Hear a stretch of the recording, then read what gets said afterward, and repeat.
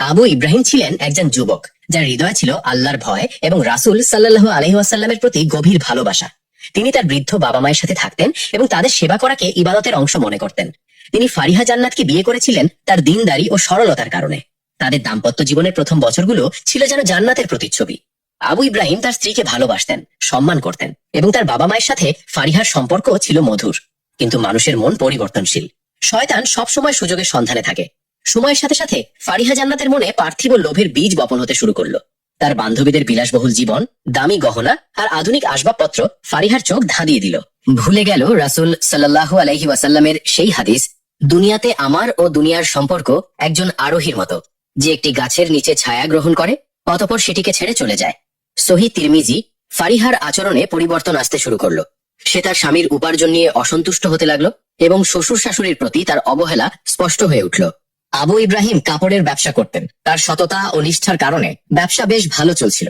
তার ব্যবসায়িক অংশীদার ছিল তার বাল্য বন্ধু, যার নাম ছিল খালেদ। আবু ইব্রাহিম খালেদকে নিজের ভাইয়ের মতো বিশ্বাস করতেন, কিন্তু খালেদের মনে ছিল শয়তানের প্ররোচনা।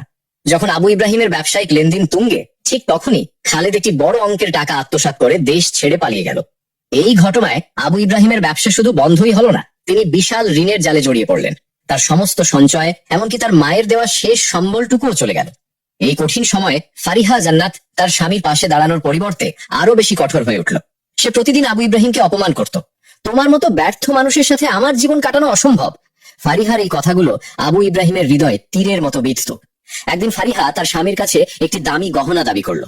আবু ইব্রাহিম তখন তার হাতে থাকা শেষ কয়েকটি টাকা দিয়ে বাবা মায়ের জন্য ওষুধ কিনে এনেছিলেন। আবু ইব্রাহিম বললেন, ফারিহা, তুমি তো জানো আমার এখন কি অবস্থা। আমার কাছে এখন গহনা কেনার মতো একটি টাকাও নেই। তুমি একটু ধৈর্য ধরো, আল্লাহ অবশ্যই আমাদের জন্য পথ খুলে দেবেন। ফারিহা তীব্র রাগে বলল, আল্লাহ পথ খুলে দেবেন? তোমার আল্লাহ কি তোমার ব্যবসা ফিরিয়ে দেবেন? তোমার বাবা মায়ের সেবা করতে করতে আমার জীবন শেষ হয়ে গেল। আমি আর এই দারিদ্র সহ্য করতে পারছি না। হয় আমাকে আমার প্রাপ্য দাও, নয়তো আমাকে মুক্তি দাও।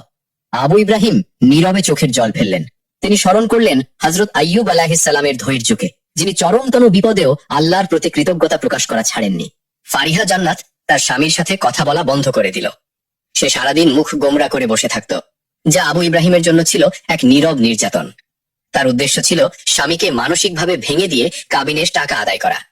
আবু ইব্রাহিম তার বাবা মায়ের সামনে অপমানিত হতেন। তার বাবা মাও ফারিহার আচরণে কষ্ট পেতেন, কিন্তু ছেলের সংসার ভাঙার ভয়ে কিছু বলতেন না।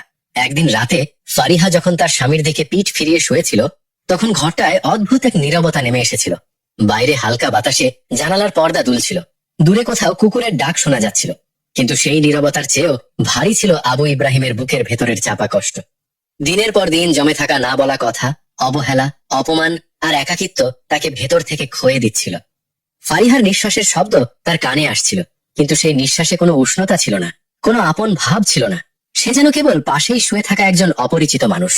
আবু ইব্রাহিম অনেক চেষ্টা করেছিলেন নিজেকে সামলাতে, চুপ থাকতে, সবকিছু আল্লাহর উপর ছেড়ে দিতে, কিন্তু সেই রাতে তার ধৈর্যের বাঁধ আর ধরে রাখতে পারল না।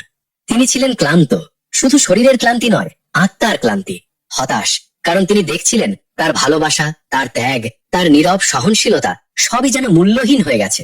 আর অপমানিত, কারণ একজন স্বামী হিসেবে, একজন মানুষ হিসেবে তার সম্মান প্রতিদিন একটু একটু করে ভেঙে পড়ছিল। চরম আবেগের সেই মুহূর্তে তিনি এমন এক সিদ্ধান্ত নিয়ে ফেললেন, যার পরিণতি যে কত ভয়াবহ হতে পারে তা তিনি তখন পুরোপুরি উপলব্ধি করতে পারেননি। রাগের মাথায় কাঁপা কণ্ঠে তিনি বলে উঠলেন, ফারিহা, আমি আর সহ্য করতে পারছি না। শোনো, যদি তুমি আগামীকাল ফজরের আজান পূর্ব মুহূর্ত পর্যন্ত আমার সাথে একটিও কথা না বলে থাকো, তবে তুমি ফজরের আজানের সাথে সাথে তালাক। কথাগুলো মুখ থেকে বের হওয়ার সঙ্গে সঙ্গেই যেন ঘরের বাতাস থমকে গেল। সেই শব্দগুলো দেয়ালে দেয়ালে প্রতিধ্বনিত হয়ে আবার তার নিজের কানে ফিরে এলো। মুহূর্তের মধ্যেই আবু ইব্রাহিম নিজেই ভয় কেঁপে উঠলেন। তিনি বুঝতে পারলেন কি ভয়ঙ্কর একটি শব্দ তিনি উচ্চারণ করে ফেলেছেন, তালাক। যে শব্দটি আল্লাহর কাছে সবচেয়ে অপছন্দনীয় হালাল কাজ। এই একটি শব্দ একটি সংসার, একটি সম্পর্ক, একটি ভবিষ্যৎ ধ্বংস হয়ে যেতে পারে। তিনি ফারিহার দিকে তাকালেন। তার চোখে কান্না নেই, ভয় নেই, অনুশোচনা নেই, বরং তার মুখের ভঙ্গি দেখে আবু ইব্রাহিম বুঝে গেলেন সে যেন এই মুহূর্তেরই অপেক্ষায় ছিল।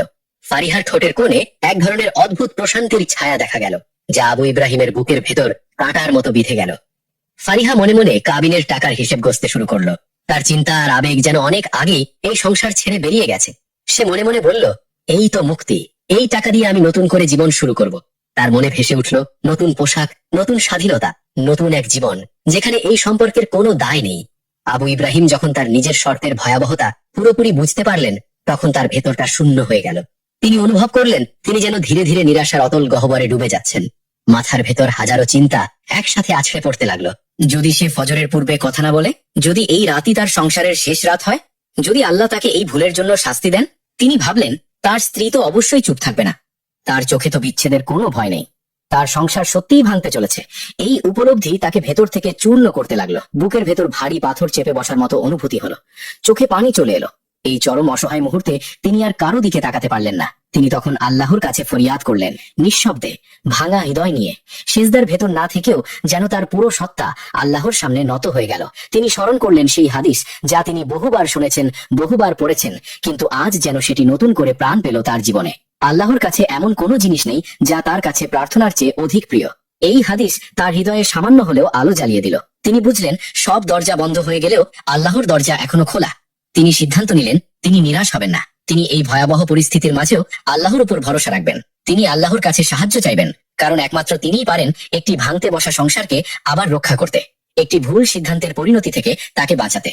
রাত গভীর হতে লাগলো, আর আবু ইব্রাহিম নিরবচ্ছিন্নভাবে আল্লাহর দয়ার দিকে তাকিয়ে রইলেন, এই আশায় যে হয়তো ফজরের আজানের আগেই আল্লাহ এমন কিছু ঘটাবেন যা তিনি নিজেও কল্পনা করতে পারেননি। শহরের অধিকাংশ মানুষ যখন গভীর ঘুমে আচ্ছন্ন, তখন তিনি অস্থির হৃদয়ে ঘর থেকে বের হলেন। তার প্রতিটি পদক্ষেপে ছিল এক অসহনীয় ভার, এক অব্যক্ত যন্ত্রণা। তার চোখ দুটি ছিল অশ্রুসিক্ত, যেন ভেতরের সব কষ্ট জমাট বেঁধে জল হয়ে বেরিয়ে আসতে চাইছে। তিনি সোজা গেলেন শহরের প্রখ্যাত মুফতি সাহেবের বাসভবনের দিকে, যা সংলগ্ন ছিল প্রাচীন জামে মসজিদের সাথে। মুফতি সাহেব ছিলেন কেবল একজন আলেম নন, তিনি ছিলেন জ্ঞানের এক প্রদীপ্ত মিনার। ইসলামী ফিকাহ, উসুলে ফিকাহ এবং হিকমতে, ঐশী প্রজ্ঞায় তার পাণ্ডিত্য ছিল সর্বজন স্বীকৃত। তার নাম ছিল মুফতি আব্দুল্লাহ ইবনে মাসুদ। তার শান্ত সৌম্য চেহারা এবং গভীর দৃষ্টিতে ছিল এক ঐশী নূর, যা দেখলেই মানুষের মনে শ্রদ্ধা ও ভরসা জন্মাত।